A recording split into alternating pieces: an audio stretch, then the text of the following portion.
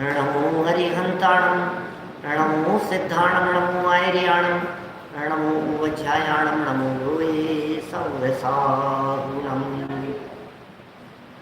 वन्दितु सर्वसिद्धे सुगमचलमणोऽहं गदिं पते। वोचामि समय पाहुडे मेणु सुध केवली वणिदम्। नमः समय साराय स्वानुभूत्या चकासते चित्स्वभावाय भावाय सर्वभावान्तरच्छिदे। जिन स्वानुभूति से घिरी मम स्वानुभूति मति गिरी। श्री विमल धारा जैन श्रुत आनंद अमृत से भरी। समता प्रवाह भावती रागादि विकल्प तोड़ी के। माँ सरस्वती प्रतिभाव बंधन दृष्टि निज में जोड़ी के। दृष्टि निज में जोड़ी के। ग्रंथराज समयसार जी यहाँ विराजमान है और जैसे ही दृष्टि निज में जुड़ती है तो स्वयं ही वे सब छूट जाते हैं, वे सब टूट जाते हैं, वे सब अभाव को प्राप्त हो जाते हैं जो जबरदस्ती चिपके हुए थे। ये आश्रव परिणाम जबरन चिपके हुए हैं आत्म प्रदेशों के साथ में। इनसे कब और कैसे निवृत्ति होगी उसके उपाय की चर्चा चल रही है। कहा भैया अनादून आसवाणम, जानो जानो आश्रमों को बस।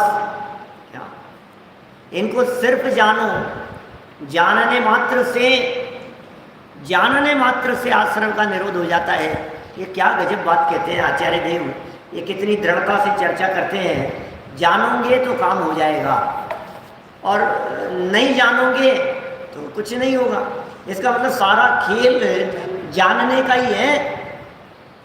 जाना और काम हो गया। जिसने जाना ही नहीं वो मानेगा कैसे? जाना माना ही नहीं तो छोड़ेगा कैसे? इसका मतलब छोड़ने की प्रक्रिया और त्याग की प्रक्रिया भी जानने से ही शुरू होती है। दुनिया का कोई भी काम हो जानने से ही शुरू होता है और जानकर उसका त्याग हो जाता है। लेकिन बुरे को बुरा जाना, बोले साहब जान तो लिया लेकिन फिर भी छूटता नहीं है, इसका मतलब तुमने उसको बुरा जाना नहीं है ना। ऐसा हो नहीं सकता। आप उसे बुरा जान लेते और फिर कहो कि छूटा नहीं, ऐसा कैसे होगा? जान लिया और छूटे नहीं, गलत को गलत जान लिया और छूटे नहीं, सांप को सांप जान लिया और छोड़े नहीं, जहर को जहर जान लिया और छोड़े नहीं। आपने जान लिया कि ये अभी कोरोना बढ़ रहा है और फिर भी इसका मतलब तुम जान ही नहीं रहे हो कि क्या हो रहा है।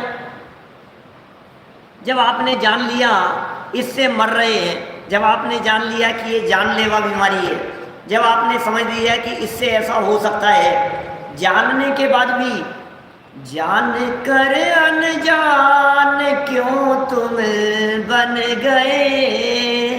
क्या जानकर भी क्यों अनजान बने हुए हो? जान करके क्यों अनाड़ी बने हुए हो? जान करके क्यों नादान बने हुए हो? ये बात हमें समझ में नहीं आती। देखिए 72 नंबर गाथा में इन आश्रमों के संबंध में 3 विशेषण देकर के चर्चा की गई है और आज हम तीसरे विशेषण की तरफ आगे बढ़ने वाले हैं। बहुत ही सुंदर और मार्मिक प्रकरण है। कोशिश तो ये है कि टीका पूरी हो, पूरी तो होती नहीं है। गाथा पढ़ते हैं, देखिए। नादूण आसवाणम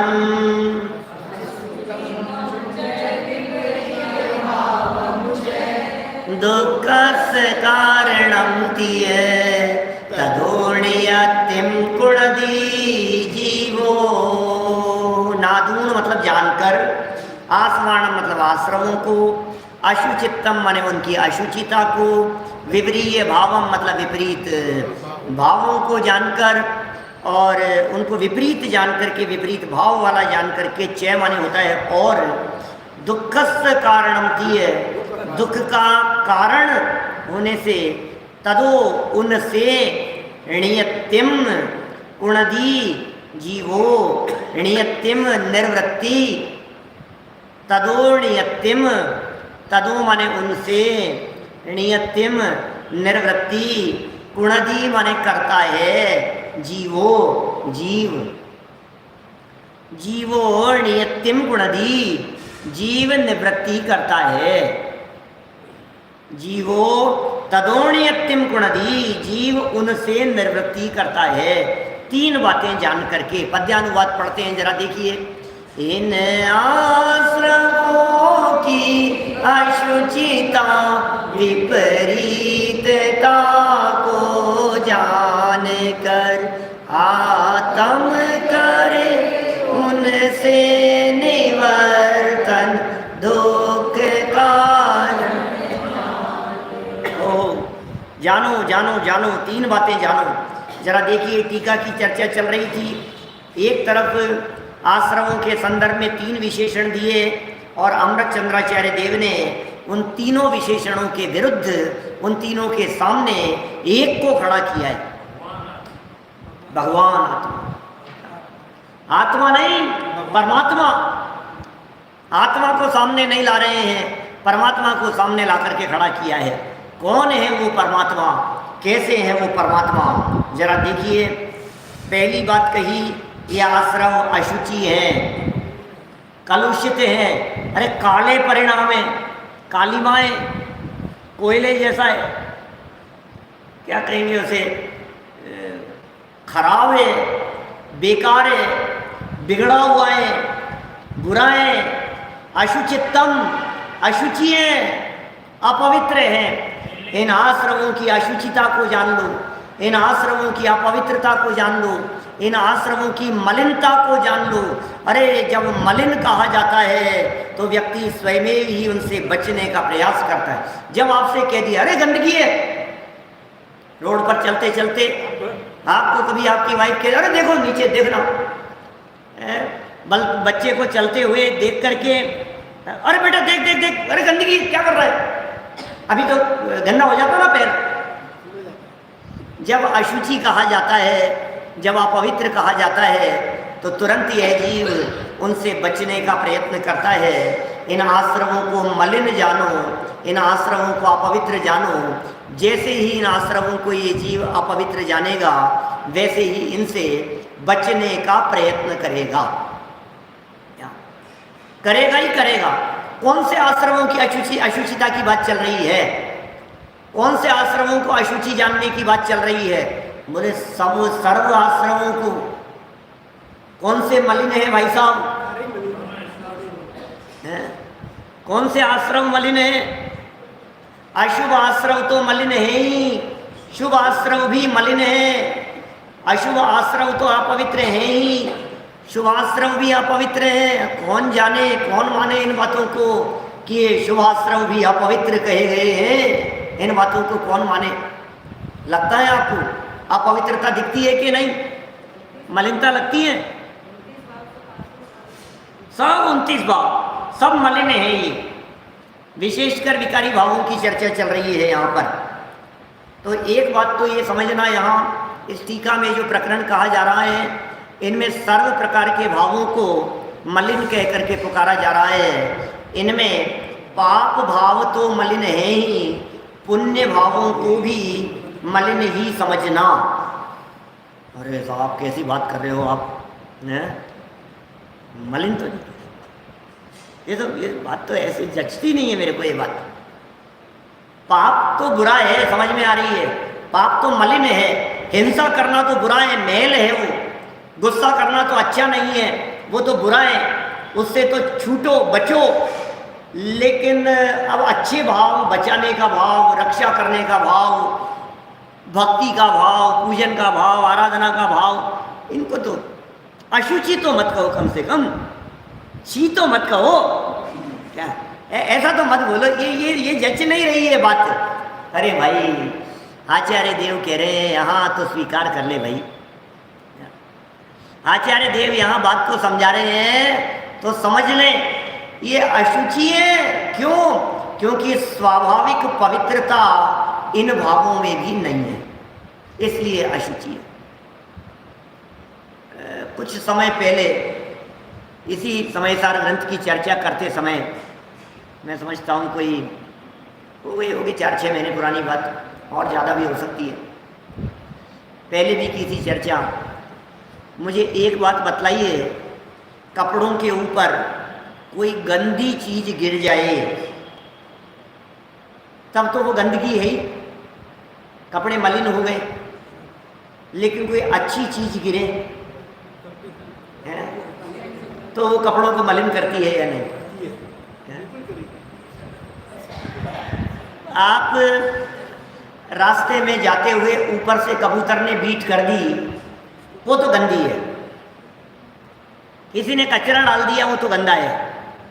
रोड पर चलते हुए बगल वाले मतलब पास में से किसी गाड़ी ने चलते हुए कीचड़ उछाल दिया, कीचड़ उछालने पर तो कपड़े मलिन हो गए, गंदे हो गए, सही है। अब भोजन करते समय बादाम का हलवा गिर गया, मेरे दिमाग में ये बात आई है, आपके दिमाग में ये आई थी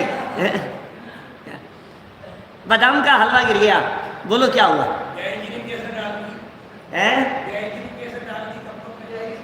कपड़ों पर केसर डाल दी, बोलो अब मलिन हुए कि नहीं हुए? कभी ऐसा होता है ना मंदिर में, विधान वगैरह में, विशेषकर ये जो आयोजन होते हैं, उद्घाटन वगैरह के आयोजन होते हैं, या समझ लीजिए वेदी प्रतिष्ठा वगैरह के आयोजन है, कहीं शिलान्यास का आयोजन है, भीड़ बहुत होती है, फीता काटने के लिए उमड़ रहे हैं लोग, और वहीं भीड़ में हम भी होते हैं, और 1-2 लोगों के हाथ में केसर की डिब्बी होती है। अब किसी का झटका लगा और वो खराब हो गया, कुर्ता खराब हो गया, केसर से भी, क्या बात कर रहे हो, चंदन से भी। मंदिर का पवित्र शुद्ध कपड़े पहन करके, नहा धो करके, धुले हुए कपड़े पहन करके, धोती दुपट्टे पहन करके, किसी ने छुआ नहीं था उसको, गंदा नहीं था, मलिन नहीं था, सुगंधित था, उसके बावजूद भी बोले कपड़े की स्वाभाविक निर्मलता अब इसमें नहीं रही। समझ में आ रही है बात? ऐसे ही उस गंदगी की तुलना में ये केसर बादाम का हलवा भले ही अच्छा हो उसकी तुलना में, लेकिन कपड़े पर लगा हुआ तो दोनों ही धो देने योग्य है।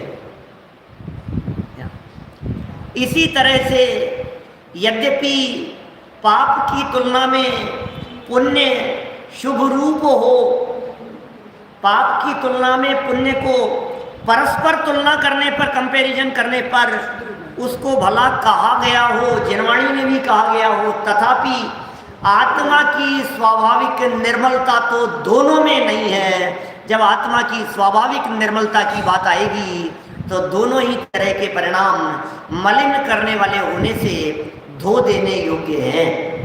दोनों को ही यहाँ अशुचि कह करके पुकार रहा है। सुमिति जी क्या कह रहे हैं, बोलो? दोनों ही धोने योग्य है, दोनों ही नष्ट कर देने योग्य है, दोनों ही मिटा देने योग्य है, दोनों का ही अस्तित्व ये कपड़े की स्वाभाविक शुद्धता में स्खलन उत्पन्न करने वाला है। बहुत सारा ये यहाँ भी केसर बहुत सारी हो गई हो, बोलो तो आगे से इस कुर्ते को पहनेंगे कि नहीं पहनेंगे? नहीं पहनेगा, खराब हो गया ये तो ज़्यादा ही खराब हो गया।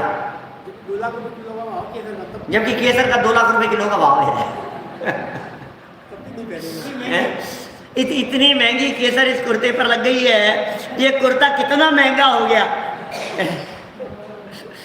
बोले नहीं, इस तरह से ये कह रहे हैं वे कलुषता के रूप में ही उपलब्ध होते हैं और कलुषता के रूप में ही अनुभव में आते हैं, अशुचि हैं, अपवित्र हैं। भगवान आत्मा तो सदा ही अति निर्मल है, चैतन्य भाव से, ज्ञायक भाव रूप से उपलब्ध होता है, अनुभव में आता है।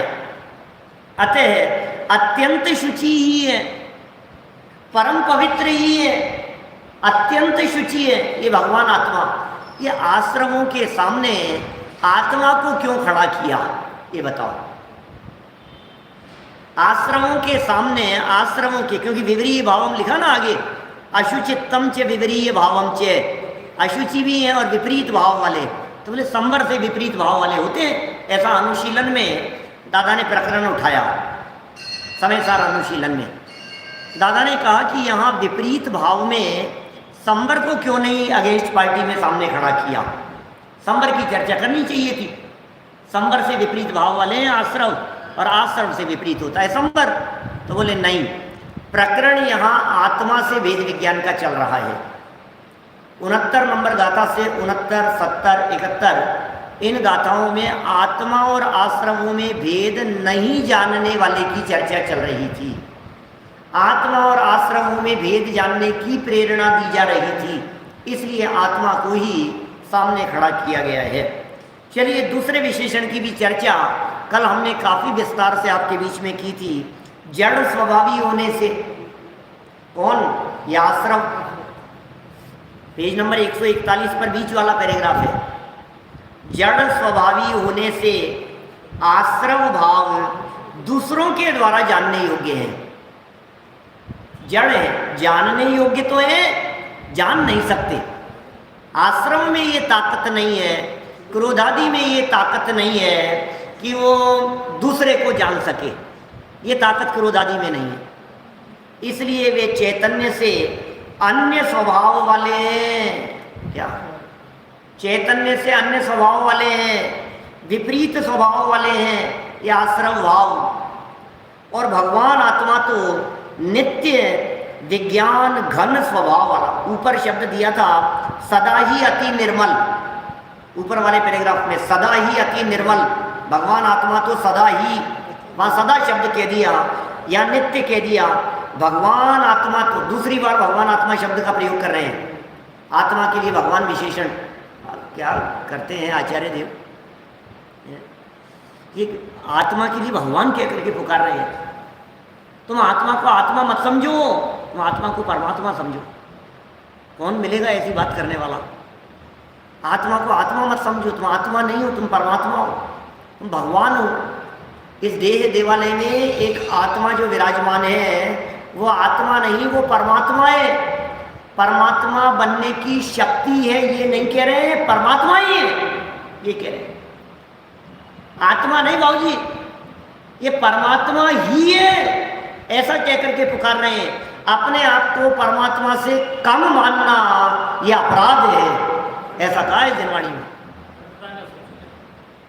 दरिद्रता का आप दरिद्रता स्वीकार नहीं करें, दृढ़ता रखें कि मैं आत्मा हूं, परमात्मा हूं। दरिद्र बन करके फिरता है, मैं अज्ञानी हूँ, मैं दुखी हूँ, मैं संसारी हूँ। अरे मैं क्या, मैं तो कुछ नहीं हूँ, मेरे में तो, अरे भाई मैं तो दुखी हूँ, मैं तो अभी तो छद्मस्त हूँ, अभी तो संसारी हूँ, अभी तो मास्टर साहब मैं तो रागी द्वेषी हूँ, अभी तो मैं तो मिथ्या दृष्टि हूँ, अरे मैं तो बहुत पापी हूँ। अरे कहाँ पापी? ये पाप क्षण मात्र की पर्याय में है और तू निष्पापी निरपराधी तत्व अंदर में बैठा हुआ है। उस चैतन्य आत्म तत्व को क्यों नहीं देखता है? तुझे इस देह देवालय में विराजमान निष्पाप निर्विकार चैतन्य तत्व क्यों नहीं दिखाई देता है? जिसमें विकार था नहीं, जिसमें विकार है नहीं, जिसमें विकार का प्रवेश होता नहीं, उस चैतन्य आत्मा को क्यों नहीं देखता है? उसे दिखाने की बात कर रहे हैं। यहाँ नित्य विज्ञान घन स्वभाव वाला होने से स्वयं ही चेतक है। मैंने कहा था विज्ञान घन की चर्चा आगे करूँगा 73वीं गाथा में, या नहीं करूँगा, इसे पूरी करने का मन है कल तक, है ना। परसों कोटा में 73 में पहुँचेंगे, ऐसा है। चलाओ तो 10 दिन चले। 72वीं गाथा तो ऐसी गाथा है, 10 दिन चर्चा करो, 15 दिन चर्चा करो, एक एक पॉइंट के ऊपर और विस्तार से चर्चा करो। लेकिन जितनी सारभूत अपनी प्रयोजनभूत चर्चा है वो सब हो गई, अब क्या करना है। स्वयं चेतक है, कौन? भगवान आत्मा नित्य चेतक है। इसका मतलब बेहोशी के काल में भी चेतक है। चेतक वो नहीं राणा प्रताप वाला उस चेतक की चर्चा नहीं कर रहे। चेतक माने चेतने वाला, और नित्य चेतक कह रहे हैं। इसका मतलब कौमा में पढ़ा था तब भी चेतक है। इसका मतलब बेहोशी के हाल में पड़ा था तब भी चेतक है, निद्रा दशा में तो चेतक है ही क्या, नींद के काल में भी चेतक है। और यदि मैं बात करूं तो मैं ये कह सकता हूं, यहां से जीवन पूरा होकर, क्यों भविष्य की बात करें, अपन भूतकाल की बात करो। भूतकाल में अनंतवार जब पृथ्वी कायिक में जाकर के जन्म लिया था तब भी चेतक ही था। बोलो, चेतक ही था। कब था चेतक? जब पत्थर, ये जो पत्थर है ना, पाषाण के शिलाखंड जो दिखाई दे रहे हैं आपको, ये इसमें पृथ्वी कायिक नाम का एक जीव बैठा हुआ है, उसमें चेतना है, वो जानने का काम कर रहा है, वो सुख दुख का वेदन कर रहा है, उसके फीलिंग में वो बात आ रही है, दुख का वेदन कर रहा है, वो सदा काल चेतक है। मैं सदा काल चेतक ही हूँ, जानने वाला हूँ। इसलिए वह माने आत्मा चैतन्य से अनन्य स्वभाव वाला है। चेतना चैतन्य से अनन्य है, चेतना चैतन्य से अनन्य है। हमारे संतोष जी जांजरी जी साहब, आदरणीय पंडित जी, वो एक बहुत सुंदर छंद सुनाया करते थे यहाँ, चेतन चेते चेतना तो चेते चित चैन, ताते चेतन चेत तू चेतन ता नित नैन। चै तय और नय, 3 अक्षर ही 2 आए भाई साहब, सिर्फ 3 अक्षर हैं इसमें, चै तय और नय। 2 लाइनों के अंदर सिर्फ चै तय नय, 3 के अलावा दूसरा अक्षर नहीं मिलेगा आपको। चेतन चेते चेतना तो चेते चित चैन, ताते चेतन चेत तू चेतनता नित नैन। 3 ही अक्षर है, 3 ही अक्षर है पूरे दोहे में।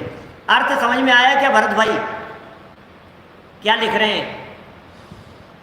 क्या कहा? चेतन, चेतन माने आत्मा, चेते माने जागृत हो जावे। चेतन यदि जागृत हो जावे और जागृत होकर के क्या करे? चेतना में जागृत हो जावे। चेतन चेते चेतना, चेतन चेतना में चेत जाए, अपनी चेतना में। चेतन चेते चेतना तो क्या होगा? तो चेते तो जागृत हो जाएगा, चित्त चैन, अंदर में चैन जागृत हो जाएगा, शांति मिलेगी, अभूतपूर्व शांति का वेदन होगा। क्या? चेतन चेते, चेतन, चेतन माने आत्मा, चेते वर्तमान पर्याय में, चेतना को यदि चेते, वर्तमान में प्रवृत्ति हुई चेतना को यदि ये चेतन चेतने लग जावे तो क्या होगा? चेतन चेते चेतना तो चेते चित्त चैन, चित्त में चैन उत्पन्न होगा। इसलिए उपदेश दे रहे हैं नीचे वाली लाइन में, ताते, इसलिए ताते हे चेतन तू चेत, ताते चेतन चेत तू चेतनता को नित नैन निश्चय नय से, नित नैन निश्चय नय से इस चीज को चेत, निश्चय नय से अपने चैतन्य आत्म तत्व को देख, ये बात कही गई है। इसलिए चेतनता तो चैतन्य से अनन्य ही है, चेतनता चैतन्य से अनन्य ही होती है। ऐसे स्वभाव वाला, अविपरीत स्वभाव वाला है। अब ये 2 विशेषण कह दिए, यहाँ 2 की चर्चा हो गई। आश्रव अशुचि है, आश्रव विरोधी तत्व है, आश्रव विपरीत स्वभाव वाले हैं। अब आचार्य देव कहते हैं अब भी नहीं छोड़ेगा, अब भी नहीं छोड़ेगा इन आश्रमों को। तो फिर तीसरा विशेषण और दे दिया, जिसमें ये कह रहे हैं आकुलता उत्पन्न करने वाले, दुखस्य कारणम थी है, ये तेरे दुख के कारण है। यह आश्रव परिणाम तेरे दुख के कारण है। ये आकुलता उत्पन्न करने वाले हैं, ये आकुलता के जनक हैं। इन आश्रव भावों में आकुलता है। पाप भावों में तो आकुलता होती ही है, पुण्य भावों में भी आकुलता है। आत्मा की स्वाभाविक निराकुलता इन आश्रव भावों में नहीं है। इसलिए दुख का यदि कोई असली कारण है तो ये आश्रव भाव तेरे दुख के कारण है। आपके दुश्मन तो आपके दुख के कारण बनते ही हैं, ये तो सारा जगत कहता है कि दुश्मन दुख के कारण है, लेकिन मित्र भी दुख के कारण बनते हैं। क्या बात कर रहे हैं? शत्रु तो दुख के कारण होते ही हैं, कि मित्र भी मित्र कैसे होंगे, मित्र कैसे होंगे? अरे जिनसे जितनी ज़्यादा घनिष्ठता होती है उनके द्वारा कही गई छोटी से छोटी बात भी उतनी ही तकलीफ देती है। दुश्मन हमारे को गालियां भी देवे तो इतना फर्क नहीं पड़ता क्या, जितना अपना बच्चा पलट करके एक छोटा सा वाक्य भी कह देवे। क्या ये क्या हुआ, ये हुआ क्या, ये तो अपने हैं कि नहीं, यही तो तकलीफ है। माने द्वेष तो दुख का कारण है ही, राग भी दुख का कारण है। दुश्मन तो दुख के कारण होते ही हैं, मित्र भी कोई सुख के कारण नहीं होते। जितनी तन्मयता है, जितना लगाव है, वो सब दुख का कारण है। दुख का मूल कारण हमारे ही आश्रम परिणाम है, विभाव भाव है। ये जीव अपने ही आश्रम परिणामों से दुखी होता है। आप गहराई में जाकर के विचार करेंगे, जो जो आपको दुख के कारण दिखाई दे रहे हैं, जो जो जब जब दुख के कारण दिखाई दे रहे हैं, आप उसमें सूक्ष्मता से चिंतन करके देखना, वे दुख के कारण है या उनके प्रति राग दुख का कारण है? वे दुख के कारण है या मैं ही खामखा में दुखी हो रहा हूँ? कभी बच्चे कहना नहीं मानते तो अपन ऐसी बातें कहते हैं ना, ये क्या करे, हम इनसे दुखी नहीं है, हम अपने राग से दुखी हैं, हम अपने मोह से दुखी हैं, हम क्या करें? अब ये तो है जैसे है, कोई बात नहीं कि मैं दुखी क्यों हो रहा हूँ, कि मेरा मोह है ना, मैं क्या करूँ, मेरा अपनापन है ना, इसलिए मैं दुखी हूँ। तो गहराई से विचार करने पर यह बात समझ में आती है कि हम अपने ही मोह से दुखी हैं, हम अपने ही राग से दुखी हैं, हम अपने ही कषाय भाव से दुखी हैं। ये तीसरे नंबर के बिंदु में यहाँ आचार्य देव बतला रहे हैं। देखिए, पढ़ते हैं, आकुलता उत्पन्न करने वाले होने से, कौन है आकुलता उत्पन्न करने वाले होने से? आश्रव भाव। आकुलता उत्पन्न करने वाले होने से आश्रव भाव दुख के कारण है, ये दुख के कारण है। आकुलता उत्पन्न करने वाले होने से, इसका मतलब आश्रव भाव आकुलता उत्पन्न करने वाला है। एक बात और समझ लीजिए, जब शुभाशुभ की चर्चा चलती है तो यहाँ ऐसी बात भी लगाई जा सकती है, जो जो आकुलता उत्पन्न करने वाला होगा वो सब आश्रव है, जो जो आश्रव होगा वो सब दुख का कारण है, जो जो दुख का कारण होगा वो सब छोड़ने योग्य है, जो जो आकुलता उत्पन्न करेगा वो सब बुरा है। अब बतलाओ, प्रवचन कितने बजे शुरू होता है? 9:20 पे। अच्छा, आज तो 9:25 पे हुआ था। क्या ये क्या हुआ? देर से शुरू हुआ इसलिए आकुलता। शुरू क्यों नहीं हुआ है आकुलता? समय से ही शुरू करने की आकुलता, विधान करो तो समय से पूरा करने की आकुलता, आकुलता लगी रहती है। ये क्या कर रहे हैं, फिर अभी समय तो दिख नहीं रहा, फिर भजन ले लिया बीच में। ये चलते हुए विधान के बीच में है, अभी भजन बीच में लेने की क्या जरूरत थी? घड़ी नहीं दिखती है, कहीं भी कुछ भी चालू हो जाते हैं। अब इसको बार बार में घड़ी दिख रही है, इसको आकुलता दिख रही है, इसे समय पर पूरा करने की आकुलता है। विधान में भी आकुलता है, पूजन में भी आकुलता है, प्रवचन में भी आकुलता है, शिविरों में भी आकुलता है, आयोजनों में भी आकुलता है, वेदी प्रतिष्ठा पंचकल्याणक जैसे आयोजनों में भी आकुलता है कि हाँ, क्या बात कर रहे हो आप? पंचकल्याणक माने 5 बच्चों की शादी कर ले, ऐसा इतना बड़ा वजन है माथे पर। आयोजन समिति के लोगों को भगवान विराजमान हो जाने के बाद में पूछो, हे भगवान बस निपट गया। ये अब क्या हुआ कि उसमें जितनी टेंशन थी, उसमें जितना माथा खराब था, क्या होगा, कैसे होगा, कौन आएगा, कहाँ ठहराएंगे, कैसी व्यवस्था, ऐसा हो गया, बारिश हो गई है, कीचड़ हो गया, दुनिया भर के झंझटें हो गई, उनकी तबीयत खराब हो गई, उनका ये हो गया, वो आए नहीं, उनका ये जो माथे में दर्द है, ये काय का है? ये माथे में दर्द पाप का के पुण्य का है? तो पुण्य का है, तो शुभ भाव, लेकिन आकुलता उत्पन्न करने वाले हैं ना।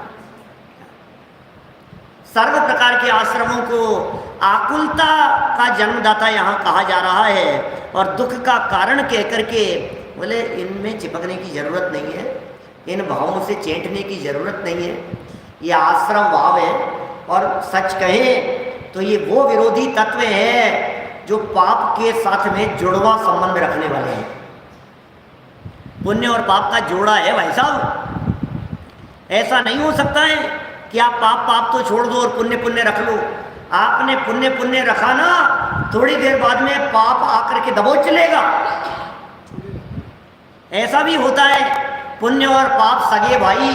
क्या जब पाप से पार नहीं बढ़ती तो वो पुण्य को भेज देता है कि जा तू थोड़े से स्कूल जाए रख, फिर मैं पीछे से आकर के पकड़ लूंगा। पुण्य के बाद में पाप और पाप के बाद में पुण्य, एक चलता ही रहता है। उदय की भी इसी प्रकार की स्थिति है। ऐसा नहीं हो सकता कि किसी के जीवन में लाइफ टाइम पुण्य पुण्य पुण्य पुण्य का ही उदय आता रहे। धूप के बाद में छांव और छांव के बाद में धूप, दिन के बाद में रात्रि और रात्रि के बाद में दिन जैसे होता ही है, उसी तरह से पुण्योदय के बाद में पापोदय और पापोदय के बाद में पुण्योदय ये होते ही हैं। जैसे चलते समय कभी राइट लेग आगे होता है तो कभी लेफ्ट आगे होता है, फिर लेफ्ट आगे होता है, फिर राइट आगे होता है, तभी चलना संभव है। इसी तरह से संसार का चलना, कभी पुण्य आगे होगा और कभी पाप आगे होगा, तब संसार चलता रहेगा। होता ही है। इसलिए पुण्य और पाप दोनों की समानता से जनागम भरा पड़ा है। योग सार की गाथा, प्रवचन सार की गाथाएं, समय सार में तो आगे चल करके इसके बाद कर्ता कर्म अधिकार के तुरंत बाद पुण्य पाप अधिकार, बनारसी दास जी ने नाटक समय सार में पुण्य पाप एकत्व द्वार ऐसे शब्दों के प्रयोग किए। ये सब एक ही है। प्रवचन सार 77 नंबर गाथा में तो ऐसी बात कहते हैं, भाई तू अनंत संसार में रुलता रहेगा यदि इन दोनों में अंतर जानेगा तो। पुण्य और पाप में जो जीव अंतर मानता है वो जीव अनंत संसार में रुलता है। ऐसा लिख दिया। 79 नंबर गाथा की टीका में धूर्त अभिसारिका कहकर के टीका में अमृतचंद्र आचार्य देव ने चर्चा की है। योग सार की 71 नंबर गाथा में योगेंद्र देव कहते हैं, हर पाप को सारा जगत ही बोलता यह पाप है, पर कोई विरला बुद्ध कहे कि पुण्य भी तो पाप है। विरले होते हैं ऐसे बुद्ध ज्ञानी जीव। 71वीं गाथा योग सार की में सब भरी है ऐसी बातें। देखिए क्या लिख रहे हैं, आकुलता उत्पन्न करने वाले होने से ये महसूस करना चाहिए। आकुलता उत्पन्न करने वाले हैं, ये बात महसूस होनी चाहिए, ये बात फीलिंग में आनी चाहिए। आकुलता आकुलता आकुलता शुरू हो जाएगा, आयोजन शुरू हो जाएगा। आकुलता। मैं आपसे कहता हूँ, पिक्चर देखने गए, मास्टर साहब गए होंगे, नहीं गए के तो क्या सवाल है। आज कोई व्यक्ति जाता है या नहीं जाता है, किसी ने छोड़ दिया है थिएटर में जाना, वो अलग बात है, लेकिन गए तो सब हैं। जब मूवी देखने के लिए जाते हैं या जाते थे या जब भी जो भी बात है, तो उसमें 12 से 3 का शो है।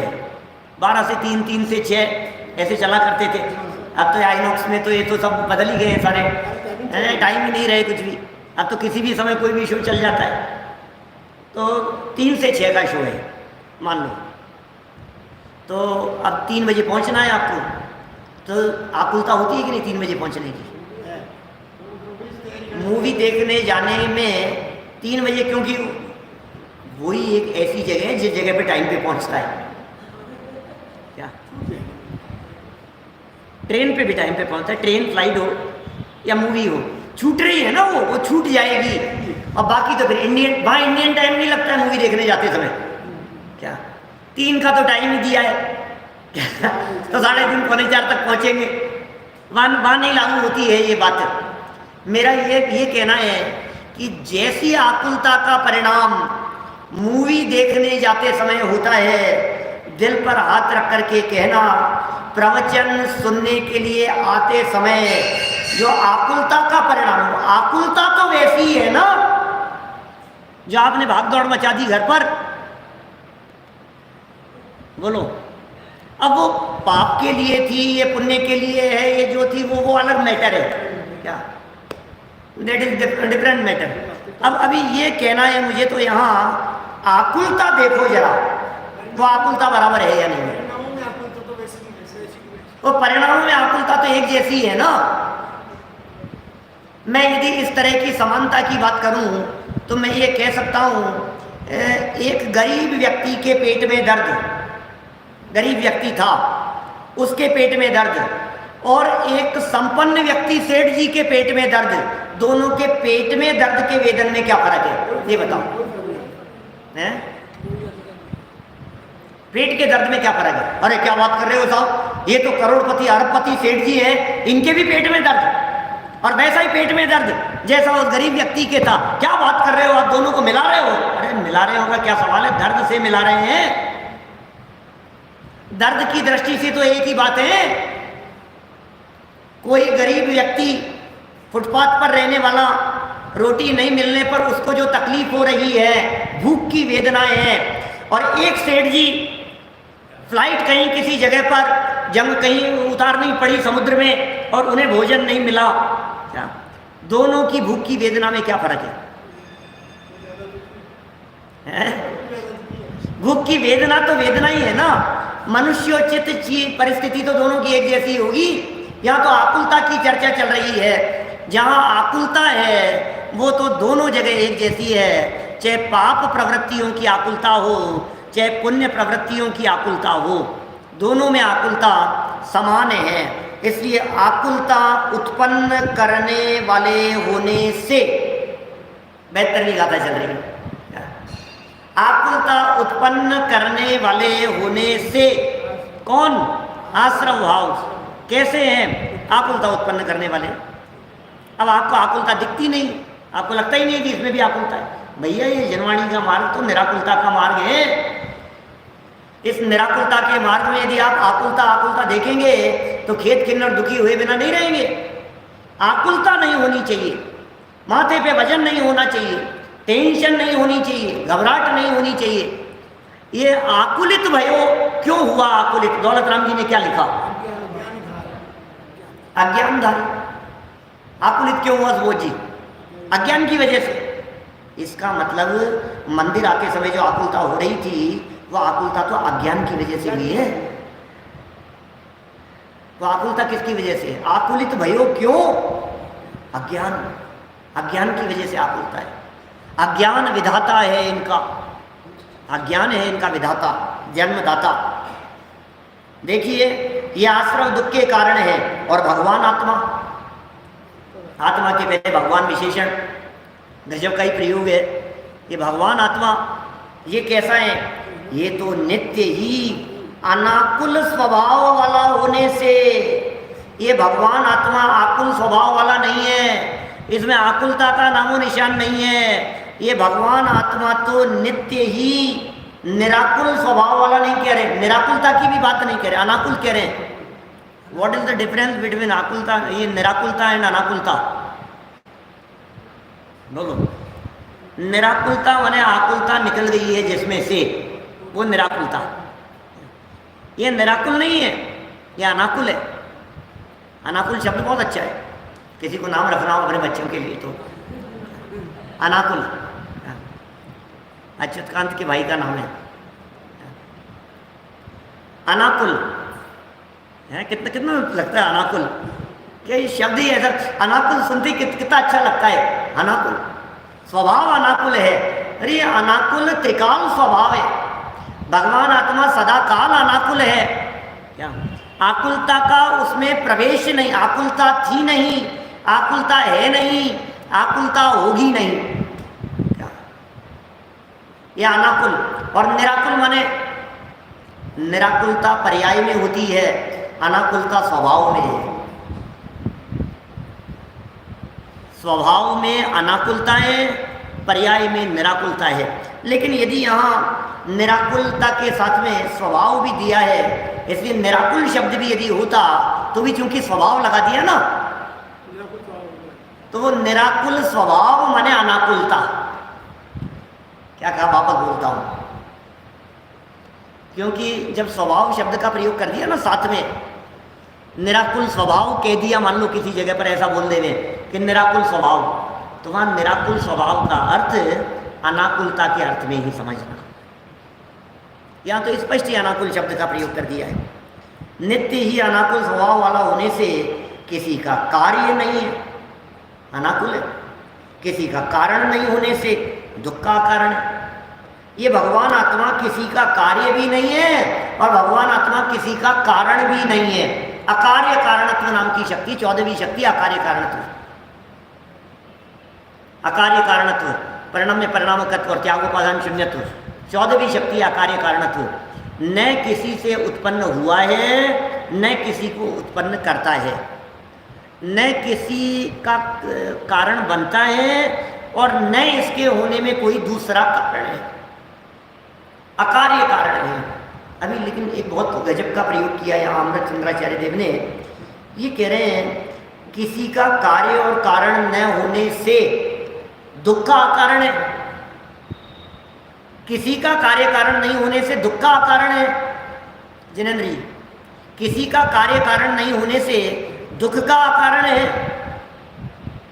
किसी का कार्य कारण नहीं है तो सुख का भी तो अकारण होगा क्या? मास्टर साहब बोलो, निहाल जी, बाबू जी, जब ये कह रहे हैं किसी का कार्य कारण नहीं है तो फिर दुख का भी कार्य कारण नहीं है और सुख का भी कार्य कारण नहीं है। अभी लेकिन इन्होंने ये लिखा कि किसी का कार्य कारण न होने से दुख का कारण ही है। बात समझ में आ रही है कि क्या क्या कह रहे हैं? सुख दुख होना चाहिए था ना, तो क्या भगवान आत्मा सुख का भी कारण नहीं है, दुख का कारण नहीं है? ये बात तो समझ में आ रही है। आत्मा दुख का कारण नहीं है, ये बात तो समझ में आ रही है। लेकिन अरुण जी भाई साहब, क्या आत्मा सुख का कारण भी नहीं है? सुख का कारण भी नहीं है, सुख का तो है, सुख का कारण तो है कि नहीं भाई, सुख का कारण भी नहीं। यदि ये आत्मा सुख का, चूंकि यहाँ प्रत्येक आत्मा दिखाना है, यहाँ शुद्ध आत्मा दिखाना है, यहाँ आत्मा के त्रैकालिक स्वरूप को दिखाना है, यहाँ आत्मा के स्वभाव को दिखाना है। यदि वो सुख का कारण हो तो आप वर्तमान में सुखी क्यों नहीं है? तो फिर सुख का कारण क्या है? वो भगवान आत्मा सुख का कारण नहीं है, उस भगवान आत्मा का अवलंबन लेना वो सुख का कारण है। समझ में आ रही है बात? ये तो निष्क्रिय है, निष्क्रिय है, पारिणामिक है कह करके पुकारा है। ये पारिणामिक भाव तो निष्क्रिय है, ऐसा प्रश्न उठाया। इसी में आगे 320वीं गाथा की टीका में जयसेनाचार्य देव ने तात्पर्य वृत्ति में नए चक्र में उसे कोट किया उस प्रकरण को, और ये कहा, प्रश्न उठाया इस तरह का कि बताओ मोक्ष का कारण कौन सा भाव है? 5 भावों में से मोक्ष का कारण कौन सा भाव है? पारिणामिक भाव। पारिणामिक भाव मोक्ष का कारण है? नहीं, पारिणामिक भाव मोक्ष का कारण नहीं है। क्षायिक भाव को मोक्ष का कारण कहा, पारिणामिक भाव को मोक्ष का कारण नहीं कहा। पारिणामिक भाव का अवलंबन लेकर के उत्पन्न होने वाला क्षायिक भाव वो मोक्ष का कारण है। बहुत सुंदर चर्चा की है शुद्ध पारिणामिक और अशुद्ध पारिणामिक के रूप में आगे चल करके। हमें तो अब देखो कहीं पारिणामिक को भी कहा गया होगा, ऐसे घबराना नहीं, विवक्षाएं हैं शास्त्रों की। कहीं ऐसा भी कहा गया होगा कि पारिणामिक भाव ही मोक्ष का कारण है, पारिणामिक भाव ही है, पारिणामिक भाव ही अच्छा है, पारिणामिक भाव का अवलंबन करो, पारिणामिक भाव ही तो एकमात्र ऐसा है जो परम पवित्र भाव है, ऐसा भी कहा गया होगा। लेकिन आचार्य देव ने वहां कहा निष्क्रिय पारिणामिक है। पारिणामिक में तो कुछ नहीं होता है, पारिणामिक तो कुटस्थ है, पारिणामिक तो सदाकाल एक जैसा है, वो तो अकार्य कारणत्व शक्ति वाला है, वो तो किसी का कारण भी नहीं है और किसी का कार्य भी नहीं है। इसलिए पारिणामिक में कारण कार्य की चर्चा मत करो। यहां क्या कह रहे हैं? अकार्य कारण है, इसलिए दुख का अकारण ही है, तो सुख का भी तो अकारण है कि हाँ हाँ सुख का भी अकारण है। तो अकेले दुख क्यों लिखा? क्योंकि आश्रम भाव दुख के कारण थे ना, उसके अगेंस्ट बतलाने के लिए दुख का अकारण लिखा है। स्वभाव तो सुख दुख का अकारण है। ख्याल में आ रही है बात? यहां अकेले दुख शब्द का प्रयोग क्यों किया, यहां सुख शब्द का प्रयोग क्यों नहीं किया? बोलो। यहां सुख शब्द का प्रयोग इसलिए नहीं किया क्योंकि आश्रवों के अपोजिट दिखाना है, आश्रवों के सामने खड़े करना है। आश्रव दुख के कारण है तो क्या दिखाएंगे? बोले ये दुख के कारण नहीं है। और क्यों दुख के कारण नहीं है? ये आत्मा दुख का कारण क्यों नहीं है? क्योंकि ये तो किसी का भी कारण कार्य नहीं होता। फिर दुख का कारण कैसे हो सकता है? जब ये आत्मा जगत के किसी भी कार्य का न कर्ता हो सकता है, न कारण हो सकता है, न कार्य हो सकता है, तो फिर ये दुख का कार्य कारण कैसे हो सकता है? माने नहीं है। देखिए, किसी का कार्य या कारण न होने से दुख का अकारण ही है। जब यह आत्मा और आश्रवों में इस प्रकार का भेद जानता है, भेद जानना मतलब अंतर जानता है, तब उसी समय तत्काल क्रोध आदि आश्रवों से निवृत्त हो जाता है। ओ, देर नहीं लगेगी। कितने 3-4 दिन से अपनी चर्चा चल रही है इन पंक्तियों के ऊपर, कितनी देर लगेगी जान लेने के बाद? आपने अपने पार्टनर के बारे में ये जान लिया कि आपके साथ में धोखा कर रहा है, अब उससे पार्टनरशिप खत्म करने में कितनी देर लगेगी? पिछले 20 साल से धोखा करता आ रहा है, आपके बिजनेस में से पैसा लूटता आ रहा है, आज तक पता नहीं था, अब पता लगने के बाद में अब कितने समय तक चलेगी पार्टनरशिप? खत्म। क्या जानते ही छूट गया। जैसे ही हमें पता लगा अरे ये दुख देने वाला है, जैसे ही हमें पता लगा ये बुरा है, जैसे ही पता लगा कि ये विपरीत है, मेरे विरोध में चलने वाला है, इन आश्रमों से निवृत्त हुए बिना रहता नहीं। सहज प्रक्रिया है, बिल्कुल प्रैक्टिकल बात कर रहे हैं आचार्य देव। यहाँ कितना प्रैक्टिकल कह रहे हैं। ये 3 ऐसे महत्वपूर्ण कारण कह दिए जो काफ़ी है छोड़ देने के लिए। ये 3 ऐसे कारण बतला दिए जो काफ़ी हैं जहरीली वस्तु का त्याग कर देने के लिए। ये 3 ऐसे कारण बतला दिए जिनके होने पर ये काफ़ी हैं सर्प को सर्प जान करके छोड़ देने के लिए। रस्सी को सांप जान रखा था, छोड़ देने के लिए काफ़ी है।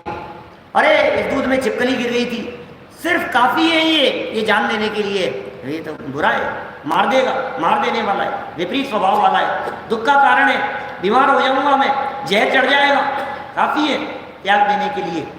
अब इतना होने पर भी यदि तुम नहीं त्याग पा रहे हो, आश्रमों से निवृत्त नहीं हो पा रहे हो, तो इसका तो मतलब यह है कि कहीं न कहीं तुमने इन बातों को सीरियसली जाना नहीं है। क्या आपके कुछ सिम्टम्स दिखे और सामने वाले ने कहा कैंसर है, कैंसर हो सकता है। अब कैंसर हो सकता है, अब ये जीव हंस करके भैया बिल्कुल ठीक, दौड़ रहा भाग रहा, कुछ भी नहीं है, आपने उस चीज़ को सीरियस नहीं लिया, तो क्या हो सकता है? रोग बढ़ेगा, मर जाएगा, और क्या होगा? मारा जाएगा। आपको पता लगने के बाद में उसको सीरियस लेना चाहिए था या नहीं उस मैटर को?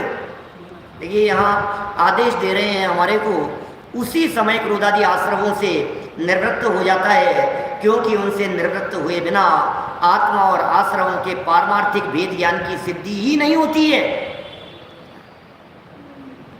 माने कोई व्यक्ति ये कहे कि नहीं आत्मा अलग था, आश्रम अलग था, हमने जान लिया, कि जाना ही नहीं तुमने, वेद ज्ञान की सिद्धि ही नहीं होती है। वेद ज्ञान की सिद्धि तभी कही जाएगी जब आप आश्रमों से निवृत्त हो जाएंगे। आपने उसे छोड़ा नहीं तो आपने जाना ये कैसे कहा जाएगा? जाना ही नहीं। या तो तुम आश्रमों को नहीं जान रहे हो, या तुम दुख नहीं जान रहे हो, या तुम शब्दों के पीछे भाव नहीं जान रहे हो, या तुम उन्हें विपरीत नहीं जान रहे हो। विपरीत कह रहे हैं लेकिन विपरीत का मतलब नहीं जान रहे हो। जैसे वो किसी बच्चे को बाहर खेलते हुए ये कह दिया जाए कि तुम्हारी माँ मर गई, ठीक है सुन लिया, क्या सुना? बच्चे ने खेल रहा था बाहर मैदान में क्रिकेट खेल रहा था, कंचे खेल रहा था। अब खेलते खेलते किसी ने आकर के कहा अरे अरे बेटा तेरी माँ मर गई। क्या? हाँ कोई बात नहीं, खेल रहा, हाँ भाई बॉल डाल, बैट हाथ में है, कि ये क्या हुआ। वो ये समझ रहा है रोजाना जाती रहती है, कभी सब्जी लेने जाती है, कभी बाजार जाती है, कभी कहीं जाती है, कभी आज वहाँ गई है, आज नाना के गई है, आज मौसी के गई है, आज डॉक्टर के गई है, तो अभी मर गई है। वो क्या समझ रहा है बच्चा, गई है तो कोई बात तो नहीं, इतने परेशान क्यों हो रहे हो, खेलने को डिस्टर्ब मत करो मेरे को। कि तू समझता नहीं है, बाजार जाकर के आना आया जाता है वापस, ये मर गई है का अर्थ और कभी नहीं आएगी, ये अर्थ है उसका। या तो तू मरने का मतलब नहीं समझता है, या माँ का मतलब नहीं समझता है, तुझे इसका भाव वासन नहीं हो रहा है, इसलिए तेरे चित्त में ये निश्चिंतता दिखाई दे रही है। ऐसे ही कह रहे हैं कि आश्रम भाव अशुचि है क्या। हाँ तो क्या हो गया, तो अशुचि है तो इसमें क्या हो गया। अशुचि का कभी छोटे बच्चे होते हैं ना, 2 साल का बच्चा है जैसे मान लो, तो 2 साल के बच्चे को ऐसा सिखा दो कि बाबू कैसा है, वो कहता गंदा। अब उसको ये लगता है कि गंदा मतलब अच्छा ही होता है, मतलब वो उसको भाव वासन नहीं होता ना छोटे बच्चों को, क्या उसको उसी तरह के शब्द सिखाते हैं। थोड़े थोड़े बड़े होते हैं ना बच्चे, तो बड़े बच्चे छोटे बच्चों को ऐसे शब्द सिखाते हैं जिस बच्चे को उसका भाव वासन नहीं होता और वो हंस करके बोलता है, फिर दूसरे लोग हंसते हैं तो सोचता है मैंने अच्छा काम किया है। तो आश्रम अशुचि है, हाँ अशुचि है तो क्या हो गया, अशुचि है तो अशुचि का मतलब नहीं समझ रहा है। विपरीत भावम च, विपरीत भाव वाले हैं तो मतलब नहीं समझ रहा विपरीत भाव का। दुखस्य कारणम तीय, कि दुख के कारण है, इसका भाव वासन नहीं हो पा रहा है। यदि सच में इनका भाव वासन हो तो आचार्य अमृत चंद्र स्वामी यहाँ कह रहे हैं इनसे निर्वृत्ति हुए बिना रहती नहीं है। उनसे निवृत्ति हुए बिना आश्रमों के पारमार्थिक भेद ज्ञान, ये पारमार्थिक भेद ज्ञान क्या है, सच्चे अर्थों में भेद ज्ञान किया नहीं है, सच्चे अर्थों में उनको अलग जाना नहीं है। ये पारमार्थिक भेद ज्ञान की सिद्धि ही नहीं होती, सिद्धि ही नहीं होती है। इसलिए क्रोधादि आश्रमों से निवृत्ति के साथ अविनाभावी रूप से रहने वाले ज्ञान मात्र से ही अज्ञान जन्य पौद्गलिक कर्म के बंध का निरोध होता है। अब आचार्य देव इसी के संबंध में और आगे तर्क दे रहे हैं, थोड़ा सा इन 3 बिंदुओं से अलग हटकर थोड़ी न्याय की शैली में बढ़ रहे हैं। बस इस प्रकरण के आधार पर अपन कल इस चर्चा को पूरी कर देंगे। ये जो 3 विशेषण यहाँ आत्मा और आश्रमों के संदर्भ में दिए हैं, उन बातों को गहराई से और गंभीरता से जानकर हम सब आश्रमों से निवृत्त हो जावे, इसी भावना से बात को यहीं विराम दें।